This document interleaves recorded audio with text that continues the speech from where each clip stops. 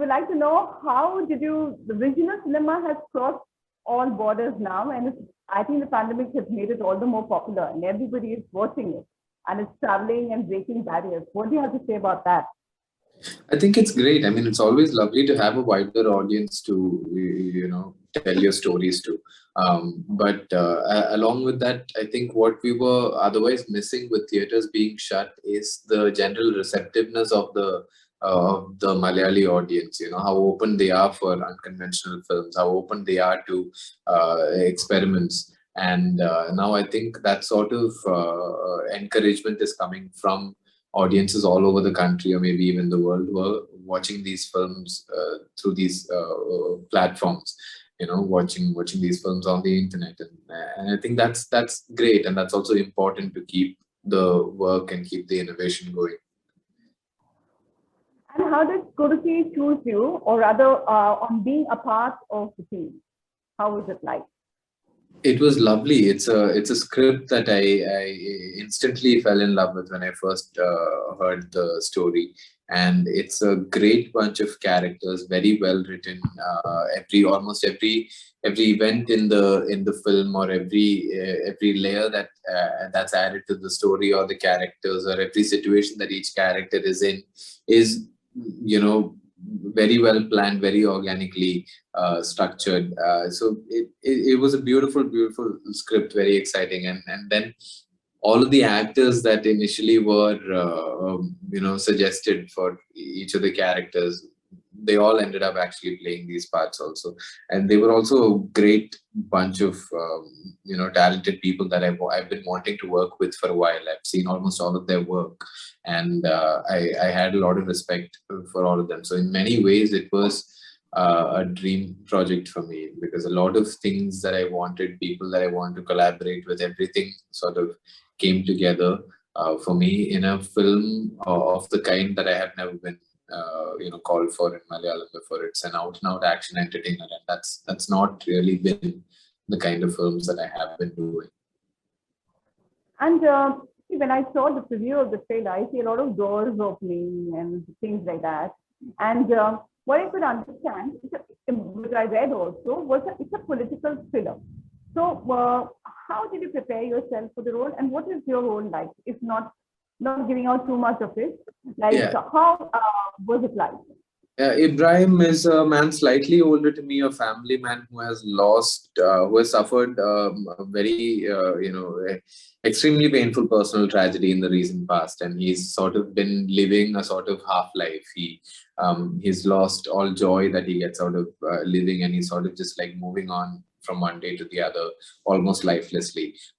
That's where Kuridi begins, and the sequence of events that Kuridi gets him to question a lot of what he has believed in, a lot of what he thinks he stands for, and also gets him to discover strength within him that he did not know that he had. I'm sounding a bit like a parrot because I've been saying it, saying it over and over again. But the fact is, the least you know about these characters, the more entertaining and more exciting Kuridi will be for you as a watch. So I think it's best that we keep it to this bare minimum. And so that's what Ibrahim is, and that's just the departure point for the events in Kuridi. You've played grey roles also. And is this also a grey role? Is that what excites you the most? Yeah, I mean, like I feel like almost every character not even almost, I feel like every character in Kuridi is grey. Definitely in the grey territory, and those have been, the most of the characters that I have been fortunate to play, and that's partly because I have picked those, and partly also because you're you're very rarely picking a movie for a character, actually. At least for me, it's been so that I usually pick a film for the people in it, or for someone in it that I've been wanting to work with, or the script itself, and it very rarely comes down to something as specific as the character. But I mean, like, grey characters to me are a lot more relatable than simplistic. You are doing this Darling also, which is a Hindi film, and it's Yeah. coming up. So, and we'd like to know about it. Like when you're doing a Hindi film, how do you prepare for yourself? Is it that you prepare it differently? What is the treatment? What is the homework that you do for it? No, I feel like, see, how I prepare for each film is different, but that's not because that's not because of the film being from another industry or anything. It's just because I'm still in a very trial and error phase. I don't have one particular set of things that I have to do to prepare for a character. I feel like it keeps changing with each film because I'm trying out different things. Whatever I feel like trying is my way of prepping for that particular film. And with a Hindi film, it's no different from any other film, apart from the fact that it is a language that is not my mother tongue. And hence, if my character has to be more comfortable, I am fairly comfortable with Hindi. But if my character has to be more comfortable with Hindi than I am, or has to speak a slightly different kind of Hindi than me, then there is a certain amount of prep specifically targeting that. But apart from that, what I do remains the same. And then it's about getting there in the first couple of days of shoot. You figure out what the film requires of you, and then you adapt accordingly or try to. How do you feel about the fact that in Malayalam this has expanded your audience, and you never actually felt the need to do a Bollywood film for the fact to get more audience or viewership or popularity? It's Malayalam film. What do you have to say about that?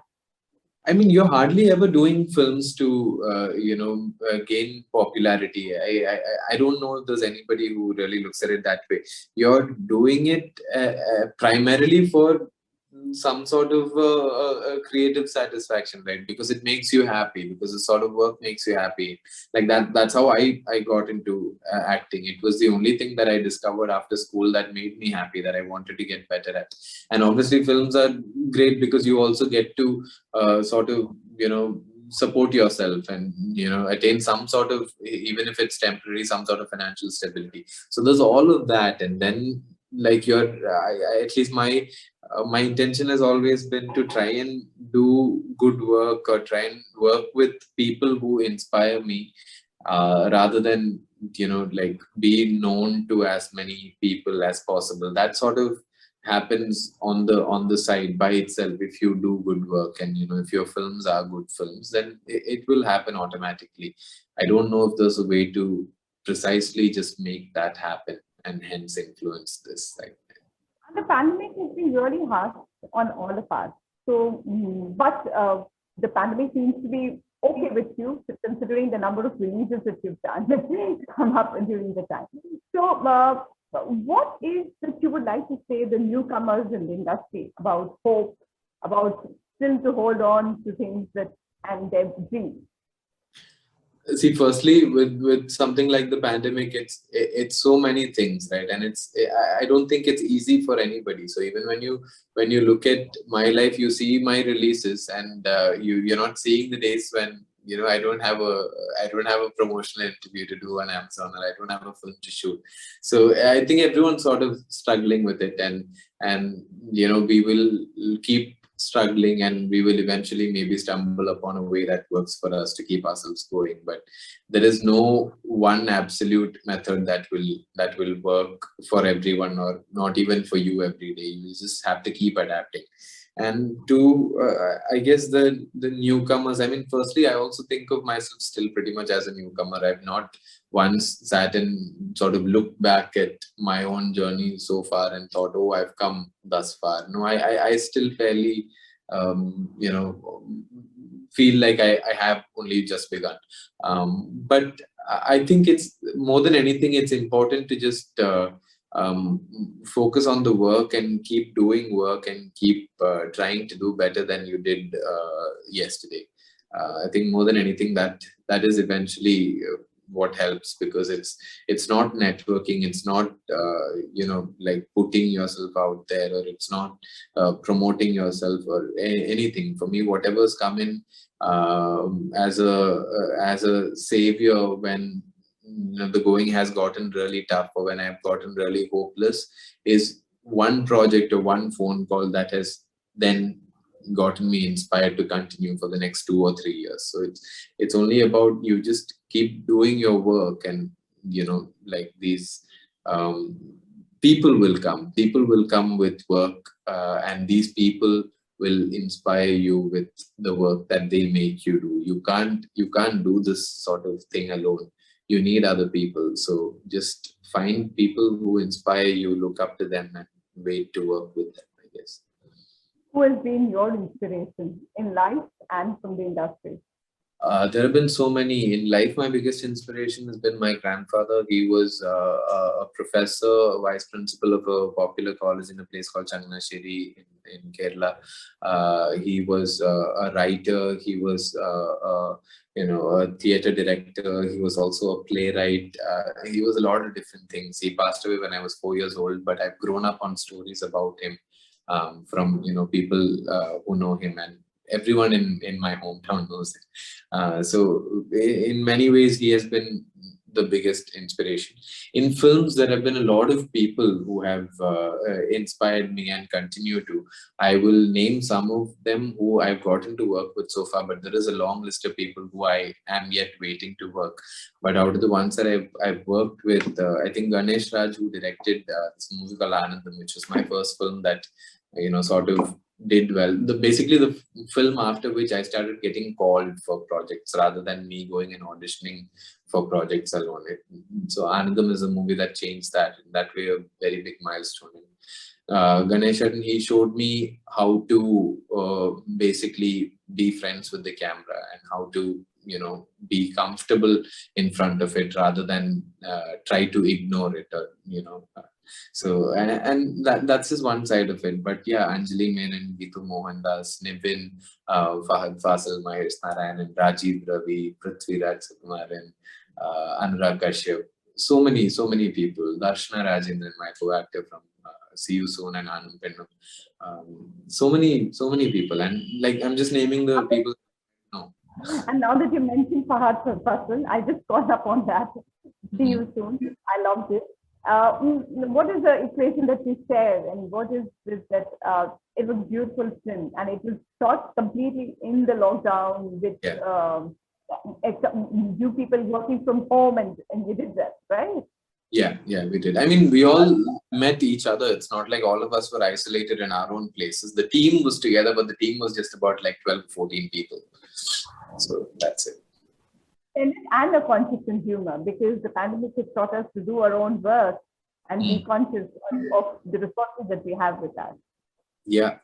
I think, see, like I said earlier, you have to find your way to adapt to whatever situation you're in. And if adapting for you means keeping yourself busy with work, then you just have to find a way to do that work without having to depend on whatever is not currently available, right? I think with a project like See You Soon, there was a much bigger objective that Mahesh Narayan and Fahad and all were going for, which was also to try and support a lot of people in the community who suddenly found themselves without work and without any avenue to make money and make a living out of. So there was that too. But more than anything, that project, and then something else like a small pet project and like a play that we started working on during the pandemic. All of that, those are all efforts to just try and keep sane and try and keep ourselves from falling into a low by just doing whatever we can do by ourselves without necessarily waiting for everything to fall in place. Hardly anything is perfect now. So whatever is possible by ourselves, I guess we can do independently, and there is always a lot to do. And if that's not an option, I've also become, over the pandemic, I've also become extremely selective of what I give my time to. So be it something that I'm watching or reading, or even a conversation that I'm having with somebody or someone that I decide to spend some time with. I think the more it's slightly ironic because it suddenly seems like there is so much time to do nothing in, but I have gotten to value my time a lot more than I used to. So I allot my time only to things that I feel like I can benefit from. And anything that I'm doing at one point, there is one part of me that thinks, is there something better that you can do with this amount of time? Then go do that right now. Dialogue that you would like to say from Kuruzi, please? One dialogue. A dialogue from Kuruzi. One small one. One small thing. I think there's a line that comes in the trailer that I really like, because it's a moment that for me was very special in the journey of the character in the film. The line is ഞാൻ ചെയ്യണ തെറ്റാണെങ്കിൽ അതിന് പഠിച്ചോൻ തന്നെ വിധി പറയട്ടെ, or something along those lines. I don't exactly remember the words, but yeah, it's not said the way I'm saying it now, and hopefully when the film comes out, the importance of that moment will be communicated effectively. What does it mean? A little bit of it. It means that if what I'm doing today is wrong, let God judge me for it. Oh, thank you so much for your time. Thank you very much. It's been great talking to you.